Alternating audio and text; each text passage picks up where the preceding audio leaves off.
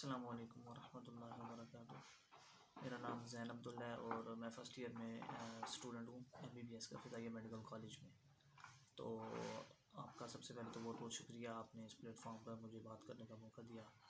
और सबसे पहले मैं अपना थोड़ा इंट्रोडक्शन करवा दूँ कि मैं सबसे पहले MD दिया था तो वो मेरा क्लियर नहीं हुआ, और फिर मैंने दूसरी दफ़ा MD दिया तो कुछ पॉइंट से मेरा एडमिशन होते होते रह गया, और फिर थर्ड टाइम फिर मैंने प्राइवेट MBBS में ले लिया, और अब थर्ड टाइम मैंने दिया तो इंशाल्लाह इस दफ़ा मेरा किसी अच्छे मेडिकल कॉलेज में इंशाल्लाह उम्मीद है कि एडमिशन हो जाएगा।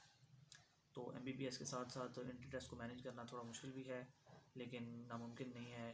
अक्सर बच्चे जो हैं वो स्टार्ट में डिसअपॉइंट हो जाते हैं कि हम शायद ये कर नहीं सकते। तो इस दफ़ा मेरे अपनी क्लास के 3-4 बच्चे ऐसे हैं कि जिनका मेरिट में नाम आ रहा है, और इसके अलावा मेरा एक दोस्त था वो CA कर रहा है तो उसका भी मेरिट में नाम आ रहा है, तो उसका भी यानी एडमिशन MBBS में हो जाएगा। तो जो लोग एडमिशन कहीं किसी और यूनिवर्सिटी में ले चुके हैं या आगे उनका इरादा है कि वो लें और यूनिवर्सिटी के साथ साथ MD को मैनेज करें और MD दें, तो उनके लिए मेरे तो सबसे पहला जो मेरा टिप है वो तो ये होगा कि आपने सबसे पहले अपने अंदर ये कॉन्फिडेंस पैदा करना है।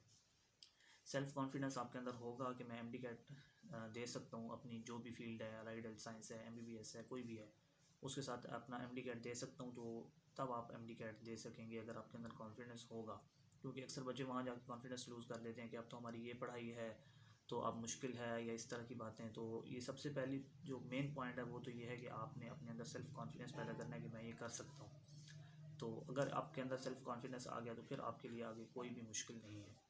और दूसरी बात ये है कि आपने जो भी आपकी फ़ील्ड है, अलाइड हेल्थ साइंसेज़ है या MBBS है, MBBS क्योंकि थोड़ा सा टफ़ होता है, तो इसमें यह है कि आपने फ्रंट से ही यानी स्टार्ट से ही आपने MBBS को मैनेज करना है, अपने MD को हाथ नहीं लगाना बिल्कुल भी। क्योंकि अगर आप स्टार्ट से MBBS और MD दोनों पर फोकस करेंगे तो फिर आप कंफ्यूज हो जाएंगे, और फिर उल्टा यानी हो सकता है कि आप ना इधर के रहें और ना उधर के रहें। तो इसलिए स्टार्ट में आपने सारा फोकस अपनी यूनिवर्सिटी पे या अपने कॉलेज पे ही करना है, और लास्ट के जो 2 मंथ होंगे उनमें आपने MD पर फोकस करना है। तो MBBS के दौरान आपने अपनी अटेंडेंस भी मेंटेन रखनी है, अपने अपने कंसेप्ट्स भी बनाने हैं, और जब आप MBBS पढ़ते हैं तो फिर जब आप दोबारा अपनी FSC की या MD की बुक्स खोलेंगे तो उस वक्त आपको वो काफ़ी आसान लगेंगी, क्योंकि MBBS में बायो केमिस्ट्री होती है, तो वो केमिस्ट्री भी काफ़ी हद तक आपकी क्लियर हो जाती है, और बायो की ख़ास तौर पर फिजियोलॉजी तो आपकी तकरीबन ही हो जाती है सारी की सारी। बाकी फ़िज़िक्स और इंग्लिश में आपको थोड़ी मेहनत करनी पड़ती है। तो इसलिए ये कोई इतना मुश्किल काम नहीं है। कुछ लोग इसको मुश्किल समझते हैं लेकिन ये इतना मुश्किल है नहीं। तो जब आप MD की तैयारी स्टार्ट करेंगे, आपके MD से 2 माह पहले अपने MD की तैयारी स्टार्ट कर देनी है, क्योंकि उसमें बग़ैर तैयारी के तो आप इतने ख़ास नंबर नहीं ले सकेंगे, क्योंकि टेस्ट जो है वो टफ़ ही होता है MD का, तो आपको तैयारी कुछ ना कुछ तो करनी ही पड़ेगी। तो लास्ट में आपने जब आपके 2 मंथ्स रह जाएँ, क्योंकि डेट शीट या अंदाज़ा हो जाएगा कि कब टेस्ट हो रहा है, अगस्त में हो रहा है, सितंबर में हो रहा है, तो उस हिसाब से आपने 2 मंथ पहले अपने कॉलेज रेगुलर जाना है, यूनिवर्सिटी रेगुलर जाना है, लेकिन वहाँ से वापसी आके आपने सिर्फ़ और सिर्फ जो है वो MD का पढ़ना है। आपने MBBS को या किसी और फील्ड को हाथ नहीं लगाना, क्योंकि उस वक्त तक आपने कंटिन्यू हो चुके होते हैं कि फिर आपको यानी MBBS के सिर्फ अगर आप लेक्चर ले रहे हैं कॉलेज में तवज्जो के साथ तो फिर आप उसको क्लियर कर लेते हैं। मैं कोई इतना ख़ास एक्स्ट्राऑर्डिनरी बच्चा नहीं हूँ, मेरे मार्क्स भी यानी कम ही हैं, लेकिन मैं लेक्चर सुन के और हमारी STDs होती थी उनमें काफ़ी हद तक कंसेप्ट क्लियर हो जाते थे MBBS के। तो वापस आकर मैं सिर्फ MD का पढ़ता था आखिरी 2 मंथ में, तो इसलिए मेरा वो यानी MBBS के जो मॉड्यूल और ब्लॉक वगैरह थे तो वो भी आसानी से पास हो गए थे, ऐसा कोई मसला नहीं बना। तो इसलिए आखिर पे आके आपने उसको आप यानी कॉलेज आपने रेगुलर जाना है, क्योंकि अटेंडेंस का काफ़ी इशू होता है, तो अटेंडेंस को आपने मेंटेन रखना है। ऐसा ना हो कि आखिर पे आपकी अटेंडेंस शॉर्ट हो जाए, क्योंकि प्रॉफ में वो अगर 80% अटेंडेंस ना हो तो वो बैठने नहीं देती। तो इसलिए अटेंडेंस आपने स्टार्ट में तो बिल्कुल कोशिश करें कि कोई एक आधी छुट्टी भी ना हो आखिर पे, क्योंकि आपको करनी पड़ेगी। और फिर लास्ट पर आखिरी 2 हफ्ते जब टेस्ट की डेट आ जाए फिर आपने कॉलेज से छुट्टी ले लेनी है।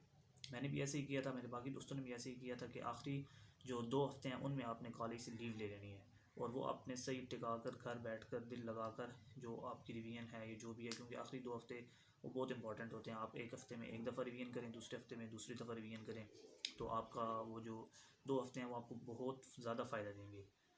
इसके अलावा ये है कि आपने कुछ बच्चे फ़िज़िकल अकेडमीज़ की तरफ जाते हैं, आपने उनकी तरफ बिल्कुल भी नहीं जाना, क्योंकि इतना टाइम नहीं होता और ना ही बंदा के पास इतना सेहत इंसान को इजाज़त देती है कि वो सुबह कॉलेज जाए फिर शाम को वो अपनी अकेडमी जाए और वो दोनों चीज़ों को मैनेज करे, इसलिए अपने अकेडमी नहीं जाना।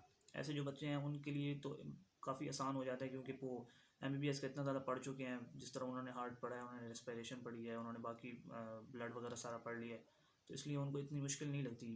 तो उनको काफ़ी उस टाइम आसान आसान लग रही होती है। तो इसलिए ये यहाँ पर जो आपने काम करना है वो ये करना है कि सबसे आपने पहले अपने टेक्स्ट बुक पढ़नी है, उसके बाद जो आपने अपने नोट्स बनाए हुए होंगे, हर बच्चा नोट्स बनाता है, लास्ट ईयर जो आपने नोट्स बनाए होंगे आपने उन पे फोकस करना है और उनको थारोली रिवाइज करना है। और इसके अलावा आपने प्रैक्टिस करनी है। प्रैक्टिस के लिए ग्रुप्स बने हुए होते हैं, तो वहाँ पर एमसीक्यूज वगैरह आते रहते हैं। इसके अलावा प्रैक्टिस बुक्स भी मेरे पास थी किप्स की, तो वहाँ से मैं प्रैक्टिस करता था। तो एक बात आपने ये जहन में रखनी है कि जब आप एमडी कैट की तैयारी स्टार्ट करेंगे आखिर में, तो स्टार्ट के 1 या 2 हफ्ते आपको थोड़ी मुश्किल होगी। तो एक दफ़ा आपको ये लगेगा कि हो सकता है मैं ये नहीं कर पाऊँ या मुश्किल लगेगा। अगर आपके कोई दोस्त हैं तो वो भी इस किस्म की बातें करते हैं कि नहीं अब तो ये मुश्किल लग रहा है, तो क्योंकि थोड़ा बर्डन होता है स्टडी का ना। लेकिन आपने पूरा फोकस के साथ 2-3 हफ्ते कंसिस्टेंसी के साथ आपने पढ़ते रहना है। तो 2-3 हफ्ते के बाद आपका वो आप कंटिन्यू हो जाएंगे स्टडी में, आपका कॉन्फिडेंस डेवलप हो जाएगा। स्टार्ट में आपने थोड़ा सा अपने आप को हिम्मत दिलानी है, अल्लाह ताला से दुआ भी करनी है कि मुझे हिम्मत अता फरमा, क्योंकि स्टार्ट में एक दफ़ा मुश्किल लगता है, क्योंकि एमबीबीएस के साथ आप मैनेज करना थोड़ा टफ़ होता है। तो इसलिए स्टार्ट में आपने थोड़ा टफ़ होगी, लेकिन आपने घबराना नहीं है, आपने कंसिस्टेंसी के साथ लगे रहना है। तो आपका जैसे ही आप एमसीक्यू सॉल्व करेंगे आपका कॉन्फिडेंस डेवलप हो जाएगा। तो इसके अलावा अगर आप चाहते हैं कि मैं एमबीबीएस के साथ साथ ही थोड़ा बहुत पढ़ूँ, तो उसमें आप सिर्फ इंग्लिश और फिज़िक्स को थोड़ा थोड़ा टच दे सकते हैं, वो भी एमबीबीएस की स्टडी करने के बाद। यानी अगर आपके पास फारिग टाइम बच रहा है और आपने एमबीबीएस का जो स्कूल में कॉलेज में जो पढ़ाया गया आपने सारा पढ़ लिया है, तो फिर अगर आपके पास टाइम बचता है तो वो आई थिंक सिर्फ 20 से 25 मिनट, इससे ज़्यादा आप एक दिन में उसको ना ही दें तो बेहतर है, क्योंकि फिर आपसे वो दोनों चीज़ें मैनेज नहीं होंगी। लेकिन आखिर पे आगे आप एमडी कैट को अपना टाइम दे सकते हैं। और दूसरा ये है कि मैं ये कहूँगा कि आप इस चीज़ को पर्सनली यानी अपने तक ही रखें कि मैंने एमडी कैट देना है, क्योंकि अक्सर बच्चे वहाँ माहौल नहीं होता एमडी कैट देने का, तो वो फिर डीमोटिवेट करते हैं। मैं एक अपने दोस्तों को बता बैठा था कि मैंने एमडी कैट देना है, तो वो ये कहते थे कि जब आपसे 2 साल आपने पढ़ा या 1 साल आपने पढ़ा तो उस वक्त आपसे नहीं हुआ, तो आप बच्चे सुबह से लेकर शाम तक अकेडमीज़ भी जा रहे हैं, टेस्ट भी सॉल्व कर रहे हैं, तो आप कैसे उनके साथ कम्पीट करेंगे। तो इस तरह के नेगेटिव लोग होते हैं, तो फिर आपने उनसे बच के रहना है। तो बेहतर यही है कि आप सीक्रेटली आप अपनी प्रिपरेशन स्टार्ट करें और किसी को बिल्कुल भी आप ना बताएं, क्योंकि कॉलेजेस वाले भी ज़ाहिर बात है कि नहीं चाहते कि बच्चा यहाँ से छोड़कर जो है वो गवर्नमेंट सेक्टर में चला जाए। तो इसलिए आपने इस तरह का काम बिल्कुल भी नहीं करना, आपने ऐसे लोगों से बिल्कुल बच के रहना है। और इसके अलावा आपने कॉलेज के अंदर जो एक्टिविटीज़ होती हैं, वो कुछ सोसाइटीज़ वगैरह बनी हुई होती हैं, उनमें आपने बिल्कुल भी पार्टिसिपेट नहीं करना, क्योंकि वहाँ पर टाइम काफ़ी ज़्यादा ज़ाया हो जाता है। और इसके अलावा आपने अल्लाह ताला से दुआ करनी है, नमाज़ें वगैरह पढ़ें, अगर हो सके तो तहज्जुद पे उठें और अल्लाह ताला से दुआ करें कि मैंने ये काम करना है और ये मेरे लिए टफ़ हो रहा है, एमबीबीएस और एमडी कैट या कोई भी फील्ड है तो उसको मैनेज करना थोड़ा टफ़ हो रहा है, तो मेरी मदद फरमा। जब तक अल्लाह ताला की मदद नहीं होगी तो तब तक तो हम कुछ नहीं कर सकते। तो इसलिए अल्लाह ताला की मदद होगी, साथ आप अपनी कंसिस्टेंसी के साथ हिम्मत करेंगे तो इंशाल्लाह ताला ये हो जाएगा, कोई ऐसा बड़ा मसला नहीं है। तो अल्लाह ताला आपका हामी व नासिर हो। अल्लाह पाक आपको जज़ाए खैर दें।